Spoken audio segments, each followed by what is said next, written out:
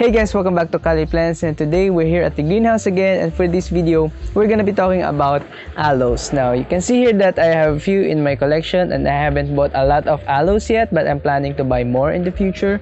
So today I'm gonna be showing you the 4 varieties. Actually, there are 4 varieties here. You can see that I have 5 plants here, but because these 2 are duplicates, they are of the same type, so I will not say that they are of the same variety. So I will say that I have 4 varieties here, but actually here in my house I have another aloe growing at the landscape, and that is an aloe vera, which is planted I think before we came here, before we rented the place. I think it's growing on its own without any help because my family is not watering any of the plants here. I do all the watering, and that plant I'm not watering it, but it's growing. So it's a very beautiful succulent, the aloe vera that grows here. So I'm not bothering it, I'm not doing anything anymore with it because I believe that it's good on its own. So these are the only aloes that I am growing. So basically I think I'm just gonna show them to you one by one and tell you my experiences with each and how you can care for your aloes as well. So first we're gonna go with our aloe brevifolia. I have 2 aloe brevifolias here. This is the more juvenile form of brevifolia, and this is a more mature form, but you can see that they're of the same size now, but they look very different, even though I believe that they are both brevifolia. Now before we go to my experience with these plants, let's first talk about their features, their appearance. The aloe brevifolia looks really stunning. This one specifically, okay, maybe more stunning than this one because I have been neglecting this one more, but also because this one is much younger and it grows outwards really beautifully. If it's got its good form like this one, I think this is a stressed form because I haven't been watering it much, so it's getting a lot more fatter leaves. But with this one already has these visible spike, I think that's what they call them, spikes, on its leaves, and it's got these like dotted appearances, and it's really stunning. I think this is when it's already growing a lot more, and the spikes will not yet be that much visible when the plant is still juvenile or when it's still young. Now onto my experience with these plants. I haven't had much issues with this. I've been growing them always in full sun, so they always get a lot of light, and I don't put them in the shade because I don't want them stretching. I don't want them to etiolate, but I believe that aloes can tolerate a little bit more shade. Now I believe that this used to be in my balcony here, and when this greenhouse was built, I've had them on the sunnier part of the greenhouse, so they get a lot of direct sun, so they are not stretching. But I believe that some people can grow them in partial sun, but I wouldn't recommend that because aloes can get a little bit leggy and they don't look beautiful. Especially if you're trying to grow them indoors, then they will grow thinner leaves and much longer leaves, and they will also produce like a stem. You might be able to see their stem if they are stretching. So I would recommend that you avoid putting your aloes indoors or in very low light environments. I would give them as much light as possible. Now the only issue I've had with these 2 actually is I've had them in a bad potting mix. Now these aloes, they don't like potting mix that stay wet for too long. I think they would not absorb a lot of water if they're in a potting mix that stays wet for too long. And also I would recommend that you avoid adding a lot of gravel at the bottom, because what I found out with these plants, they don't like that. They don't like adding other people call them drainage, so a layer of pumice or gravel at the bottom. I found out that that's not good for these plants. They like to have the potting mix right down to the bottom of their pots so that they will have a lot of space for the roots, and with plenty more roots they will produce more growth. Okay, so now we're gonna move on to the next. I believe I used to think that this was an aloe striata, but now I'm not so sure. I found another variety of aloe. Actually it's not really an aloe. It's a kind of a trailing aloe, and it has a different name right now, so it's not an aloe. So I will be showing the name here. So this plant tends to grow more upright, and it tends to show a little bit of stem. It's not a very compact grower, and I believe that it grows a lot more taller. Now I just had this cut, and you can see that it's quite compact right now, but actually this one grows a lot more taller than my other aloes. I think they have a certain type of climbing habit when they are growing, so they tend to grow upright.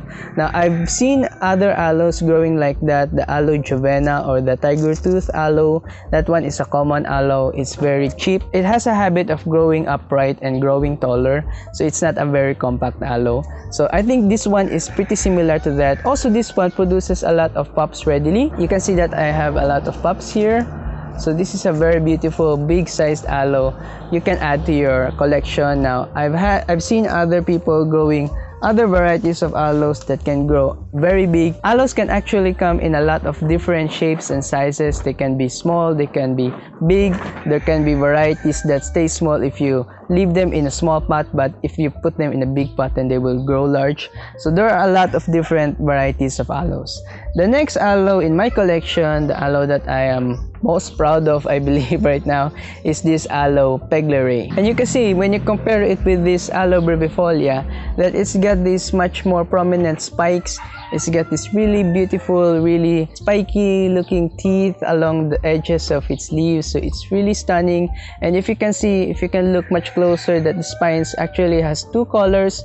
The one much closer to the stem is much more pale, and the tips, I think they're more of a reddish tip spine, and the leaves are glaucous or gray-green, and it's really beautiful, this aloe peglory. And it's been growing consistently in my care, but I would say that it's not a very fast grower compared to my other succulents like my other echeverias, or compared to my sedums, compared to my hanging plants. Right here you can see, maybe you can see a little bit of my hanging plants at the corner of the frame.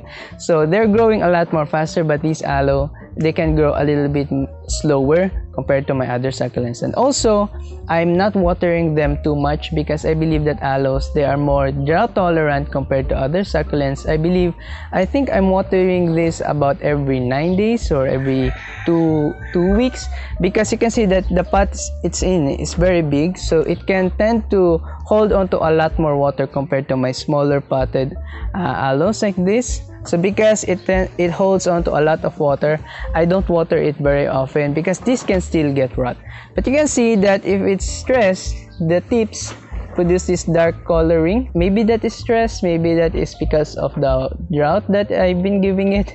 I haven't been giving it a lot of water, and also because it gets a lot of sun.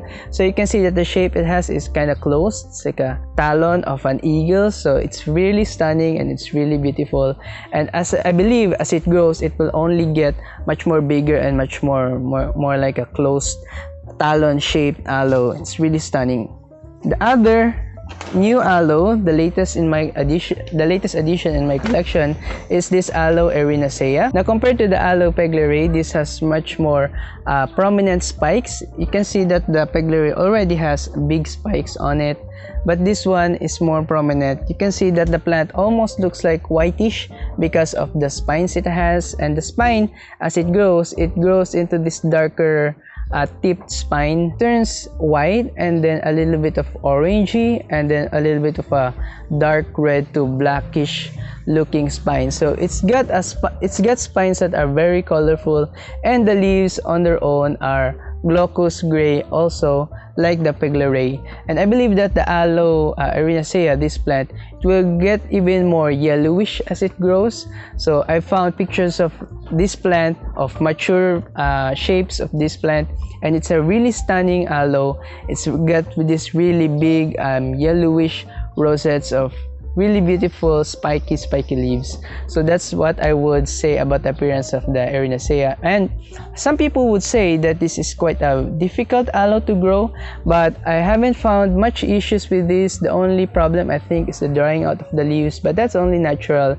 If your aloe is still rooting, you might find their leaves shriveling, but they don't drop leaves like other succulents, because other succulents, they would drop their leaves if they are stressed or if they are overwatered.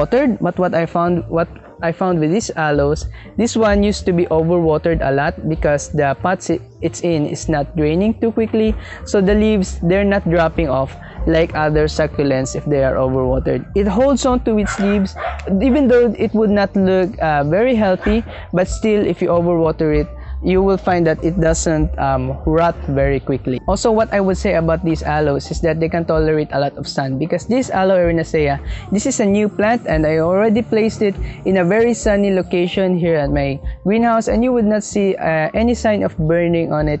So I believe that it's only okay for this plant to stay out here in the full sun. I think it only gets protected during the afternoon, because when the sun is over here, then it won't be reaching their spot over there at the far end of the greenhouse. But yeah, overall, aloes are very easy to grow, and I think they are very much tolerant of being neglected. So if you want a garden that you don't have to worry a lot about, then I would recommend you start collecting more aloes. Now, with our recent trend on succulents, I believe people are focusing their attention more on sedums and nicaverias and all those fat soft type succulents, but actually those are more sensitive, and aloes, I believe, are more tolerant of our tropical climate compared to those more sensitive succulents. So if you want to start a succulent collection that is not very stressful, that you wouldn't worry about, I believe that aloes are the good start. Aloes are a good plant to go with. Now, I think onto my additional tips with them. If their potting mix is dry, you can water them already. They don't mind being watered very frequently. And also, if the leaves are flappy like this, then they will already need to be watered. And with this one, with the wider leaf type aloes, so they will be shrinking inwards. So that means that they already need watering. You can see that with this plant, if it gets a lot of water, then the leaves will get more plump. On their potting mix, I would recommend the usual ratio of 7 parts inorganic material and 3 parts organic material, like with other succulents. Now, I've seen other people growing aloes in more organic heavy potting mixes, or in potting mixes with more organic materials mixed in, but that I think depends on the climate that you are growing them in. Here at the tropical climate that we have, I would really recommend the 7 parts pumice to 3 parts carbonized rice hull or coco peat, maybe, if you have access to those. So that's what I would recommend at our tropical climate. But if you're living somewhere much drier, then it doesn't hurt to add a little more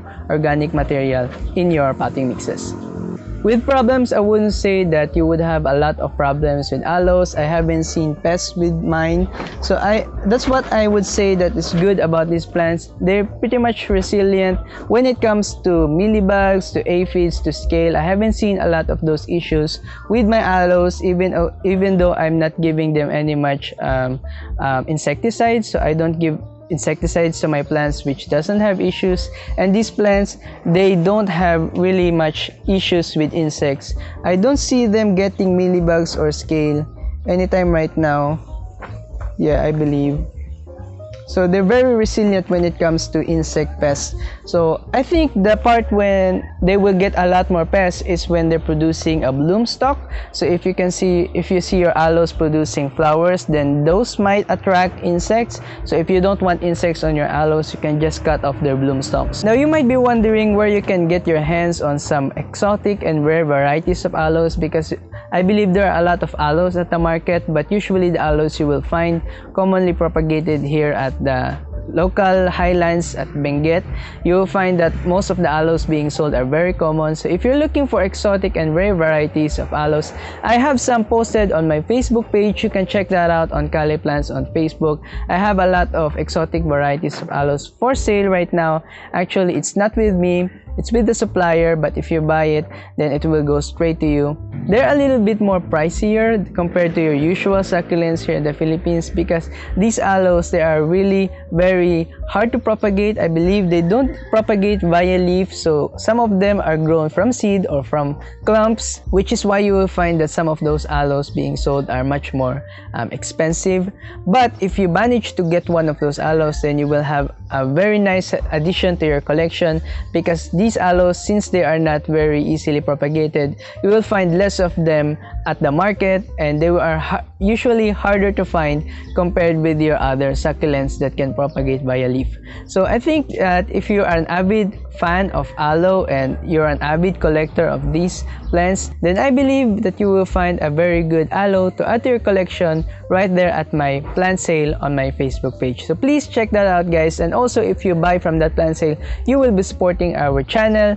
You will be helping to keep this channel alive, and someday soon, I think that I will be posting more plant sales right there at my Facebook page. So you can like that and follow that page. Now, if you want to find out if you were one of the winners of our recent giveaway I announced here at the channel of my common succulents, then you will find that after the premiere of this video, I will be posting the community post or an image of the winners that I have chosen, to which I will be sending my common succulents. Now, I'm really glad that a lot of you people who are supporters of this channel, I'm really glad that you joined our giveaway, and I really hope that you will get your plants very soon. So I might be doing a video on my process on how I will be air drying those succulents that I will be giving away. So if you wanna see that video, make sure to hit the subscribe button. Also, make sure to hit the like on this video if you like the tips that I gave you on these aloes. And I will see you guys in the next video. Bye bye.